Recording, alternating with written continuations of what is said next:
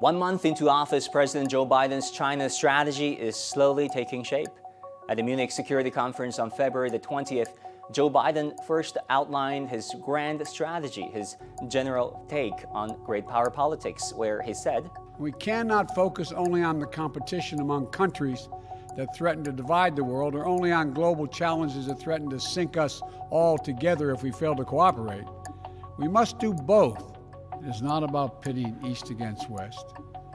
It's not about we want a conflict. We cannot and must not return to the reflective opposition and rigid blocks of the Cold War. Competition must not lock out cooperation on issues that affect us all. For example, we must cooperate if we're going to defeat COVID-19 everywhere." Then he went on to talk specifically about China and how he plans to deal with the China challenge. "We must prepare together for long-term strategic competition with China.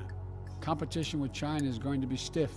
We have to push back against the Chinese government's economic abuses and coercion that undercut the foundations of the international economic system.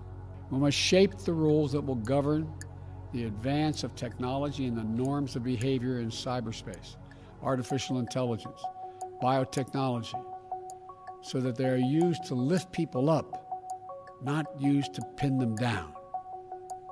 We must stand up for the democratic values." Now, Biden's speech can be interpreted in many different ways, but here's my take. Biden's thinking on geopolitics in general and on China in particular, as it stands now, marks a departure from Trump and Pompeo's reckless, vicious, and McCarthyistic all-out conflict with Beijing, which hurt diplomats, businessmen, students, and journalists on both sides. Great power competition will be here to stay, but under Biden, Washington's China policy is expected to be implemented more consistently by agencies, by professionals, by diplomats, and through bilateral and multilateral platforms, rather than through the whims of the president, his tweets, and a small clique circle of anti-China ideologues. It would be reasonable to expect Biden to seek a more stable and constructive relationship with Beijing, especially in areas that falls in line with the platforms and priorities of his Democratic Party and looks appealing to his liberal constituents on the left. Those areas could include climate change, student and academic exchange, COVID control and public health, as well as certain aspects of trade and investment that benefit American workers and middle-class consumers. Now, on the competitive part, Biden singled out global economic rules, democratic values, and human rights, and repeatedly said the U.S. will work with its allies to counter Beijing in those areas. This is not surprising.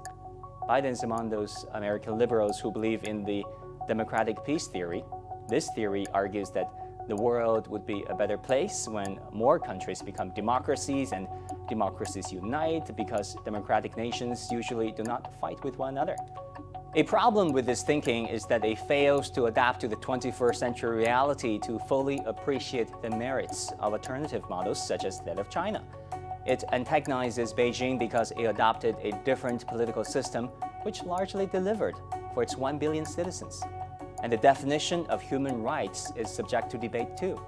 For example, enforcing a nationwide lockdown, restricting movements of its people, and implementing mask-wearing rules may be a violation of human rights in the West, but here in China, most people tend to think that this is collective discipline and necessary sacrifice for the greater good. Now, let's not forget, there are two other elements of American liberalism: the promotion of free trade and the strengthening of international institutions. These are areas Beijing and Washington could probably manage their differences and expand their cooperation, or so is the hope. For example, even amid the COVID and the tariff war, China-US trade in 2020 reached $560 billion. That is even higher than the figure in 2019 and only slightly lower than the all-time high of $650 billion in 2018.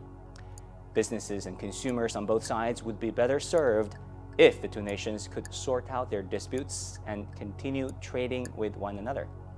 There's one last point I want to make. There are politics on both sides. That's another variable in analyzing this relationship. For Biden, he's treading a fine line on China. During a recent town hall with CNN's Anderson Cooper, He tried to communicate to the American audience a more nuanced view of China and the Chinese history when he said, If you know anything about Chinese history, it has always been the time when China has been victimized by the outer world is when they haven't been unified at home. The central principle is that there must be a united, tightly controlled China. Yet for that remark, the conservatives got right back to him, criticizing him for, surprise, surprise, not being tough on China on human rights. Perhaps that is one reason why we should never underestimate the adage that foreign policy starts at home.